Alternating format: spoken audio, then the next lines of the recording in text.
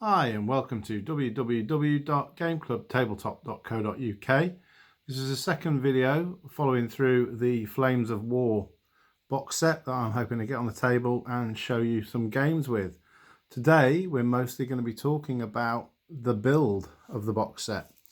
As you can see out in front of me, I've got some cards. We've got one for the Americans and one for the Germans that show us the different types of formations that we can have within our armed forces.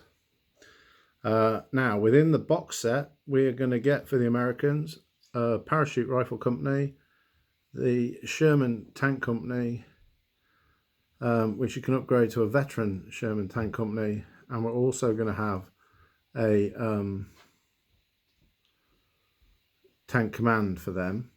For the Germans, we're going to have the Panzer IV Tank Company and two Panzer Grenadier companies in the box. Now they've got broken down cards here to show you what different stats there are.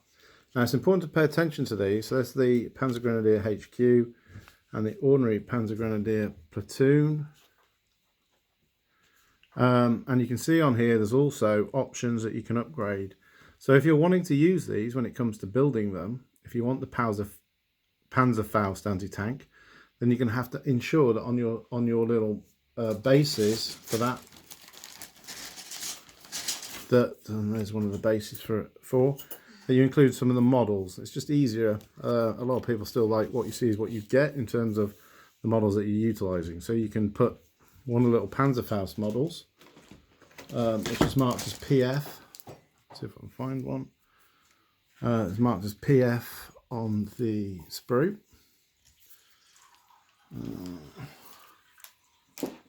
Where have we got?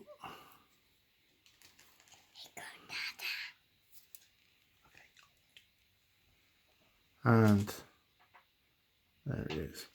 So you can include them into your troops, and then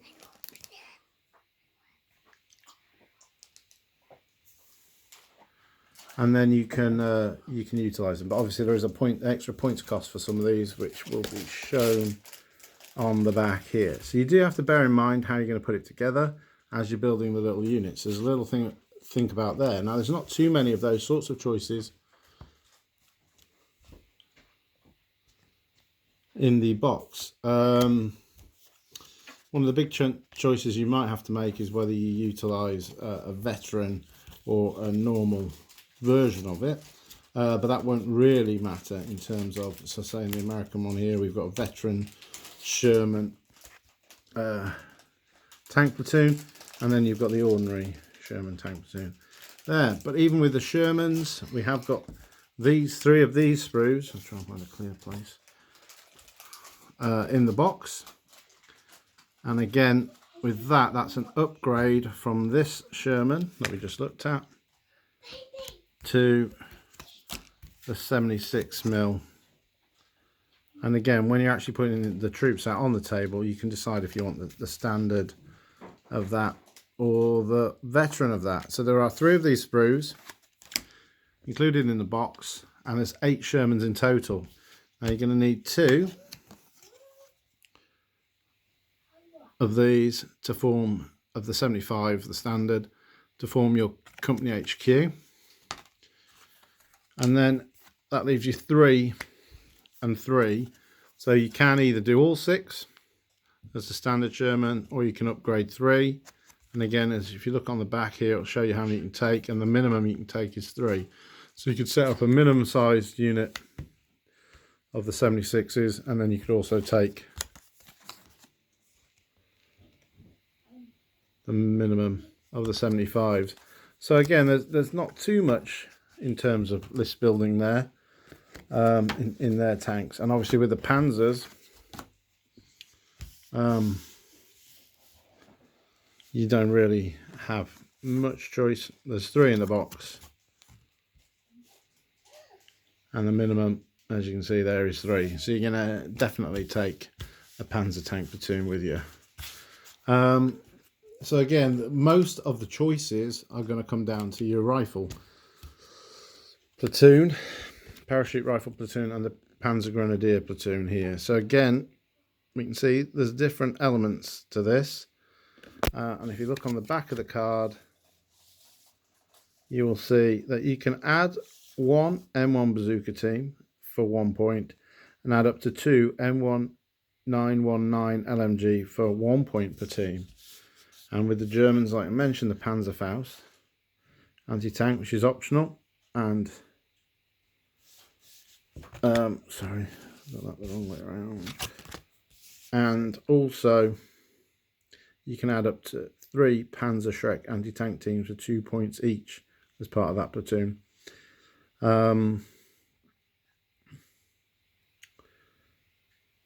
So there's a little bit of thinking there. However, within the box, if you look at the actual number of bases, and if you look at the instructions sent with it, okay, if we were to look at the German instructions here, and we check out how many bases there are enough to essentially build what you see here twice.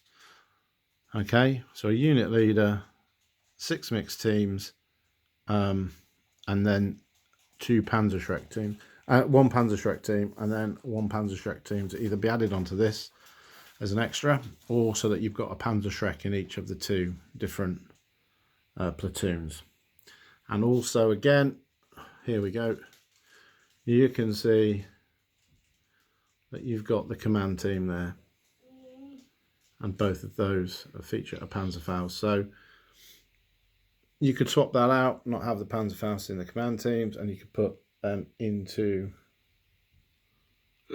let's get into focus, the regular teams. Okay, and you'll also see, and we'll go through this briefly, that we have got the instructions there on how to put together the plastic tank kits. Again, not too many options in the box with the Germans, so they are just going to make the Panzer IV there with a long barrel. So again, that's going to be the most use anyway. It's probably what you'd want to take on this absolute horde of Shermans that's going to be coming towards you. Like I say, with the Shermans, you have got a few more choices on the sprue. There are both British and American fronts. Obviously, in this occasion, you're going to go with the Americans to fit in with the rest of the army. Like I say, then you've got the basic turrets on here. Okay, with the smaller gun. And then on the additional sprue, you've got the updated turret. Yeah, slightly more modern looking version rather than that nice rounded one that came on the initially. And again, that longer, bigger gun. And again, going up against Panzers, reasonably well armoured, you may well fancy having 3 of them to mix in with the 3 standards. But again, that's up to yourselves. If you know, that's the whole point of this. If you like that classic Sherman and just want to master them out on the table, or if you're adding this to armies you've already got, then again, that's your own choice. We mentioned with the rifle company, if I can find the card, which is highly unlikely now, it's probably buried under here, isn't it? The rifle platoon, that we can add 1 bazooka team, and there is, very luckily, it's almost like it was planned. Where are they? There they are. There is 2 slotted base within there, and the pieces you need to build that bazooka team. So, and again, with the optional, with the mortar, which is part of this, again, there's a nice base and all the bits to the mortar. So essentially you are going to build what's here for the parachute rifle platoon, and little instructions there on how to do the little guys lying down, so you can have some of them are stood up. So if I can find one, there we go, there's one lying down, and then above him is one holding the machine gun but upright. So again, you can get some nice variety, and then there's the instructions for what's described on the back of the box as just a terrain piece, the flying bomb. But I have seen it used, as I might have mentioned in the other video, very effectively in an on-tabletop thing, where they were using these as kind of timers for how the game was going. And the aim of the one player was to launch them, and the other player was trying to stop them being launched. So again, it can add a bit of interest. And again, same as with the Panzers, you've got the building instructions for the two versions of the Sherman. There is a sprue in the box, and I checked this yesterday because they're very small figures at this scale. So I can get them in front to work. Sorry, it's not easy getting them in shot. Now I looked online, and to me this looks like it's essentially the US tank command sprue. So all of these would be really American tank commanders. However, there is one that's going to probably box my brain trying to find it. I should have had it ready, shouldn't I? There is one on here somewhere. No, he's on his own. So it's going to be on one of the unique sprues, I think. It's not this one. They're British tank commanders on the main body that are sat next to each other. You need to find the tank commander. There he is. He's all on his own, some. There. And that one features on the German sprue on the Flames of War website. So it's just sort of, there's a space where you can go just to buy the individual sprues rather than box sets. And they do the command sprues for the tank commander sprues. Like I say, this one on there is the American sprue, which you can buy. And that guy that I've just shown you, who's on his own, so he's not one of the two tank commanders that are next to each other in the centre there. They're British tank commanders, so that if you did want to turn them into British Shermans, you could do. He's on his own, and I've lost him again. So, but you've seen him. You'll see him. He's all on his own. There we go, in the higher end. Okay, and he's down there as TC tank commander. And you can pop him in one of your Shermans if you wanted to. One of your Shermans, one of your Panzer IVs if you wanted to. So again, it's showing you can build them with the turrets open or shut. And what would normally be the case, from what I've seen, is that to play the game, if you have got a command company in the tanks, like you have with the Shermans, Tank Company HQ, then just to denote which one has your commander in, you just do it with an open turret with the hatch open and pop yourself tank commander in there, and then you can look, just by looking, go right, there we go.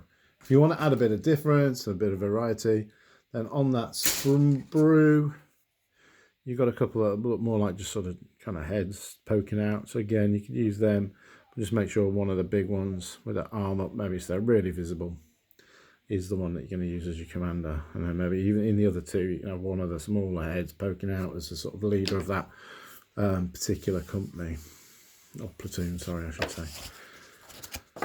All right, so hopefully that's a little bit about how you might put it together. Like I say, there's not a lot of choices. Again, from watching playthroughs and stuff like that, then for the Germans, the Panzerfaust and the Panzerschreck are very useful things to have and spread. And for the point cost, they're not a huge amount of points. So you might want to think about just mixing that up a bit. And again, with the Americans in that rifle platoon, they're mixed companies. So you can have where am I? You can have up to 2 M1919 LMG for 1 point. And as you can see, that the teams are described as M1919 and M1 Garand rifle team. So mix up the figures. The booklet does say, and in case you missed that in there, that the easiest way to do this, because they're on mixed sprues, so the Germans and Americans, they don't have separate sprues. There are Germans and Americans together, and some Brits, as we've said, knocking around on these sprues. So what they suggest doing is to trim them out and to actually stick them over the pictures on the instruction book. So you find this man, okay, you cut him off, trim him down, clear him up, clean him up, so he's ready to go onto his base, and then you put his mates there with him. When you've got them all together, you pop them on the base, and you know that one's done. You can cover it with the base then. And that way you'll work your way through it and find all the figures that you need, especially with the Germans, because you're going to have to do it twice. So you might want to do it one way one time, and then maybe just mix up, put them all out like this, and then just swap a few of the different figures around so they look different. The other benefit, which I should note, is that there will be some differences anyway, because when you take some of these bases, these still plug inside, you'll see that the holes that you're going to plug the figures into here are slightly differently arranged. So even just setting them out on the table, you'll see there's lots of different ways in which they're done. Okay, so there we go. Other than that, there's not really too many choices you're going to have to take at this point. What you're going to have to think about is how does this play, how much further you want to go in the hobby, how big an army you want to field, why you're getting into it. If it's tournament play, you're going to need to be thinking about the latest books that you're going to have to be getting, and trying to come up with lists. The easiest thing really is to suggest to you that whenever you're doing anything like this, it's a hobby, it's meant to be fun. Chasing the meta can, what people call as the meta, i.e. the best that it can be, the toughest army, the one that's hardest to play, is expensive, time consuming, and can be quite frustrating because as soon as you think you found it, it changes. So really, the things, the armies I've had most fun playing with, the games I've had most fun playing are the ones that appeal to me, the ones that I've liked. You know, I'm going to enjoy getting Shermans on the table because I've always liked them. But then the Panzer IVs are, you know, the German armour is beautiful. So, I mean, at the end of the day, it'll depend which one my son picks, and I will play the others. As you'll see later on when we come to the scenarios, the solo scenarios,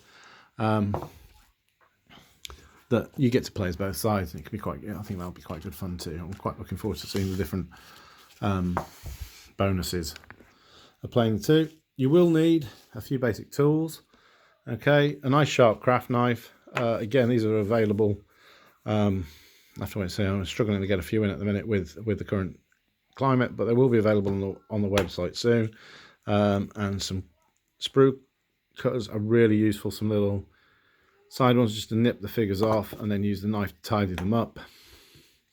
Okay, if you want one, you can use a mold line cleaner.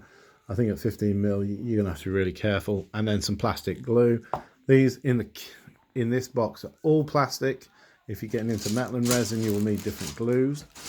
But essentially, when it comes to building them, you're just going to snip the parts you need off, glue them, let them set, move on to the next bit, and move on through.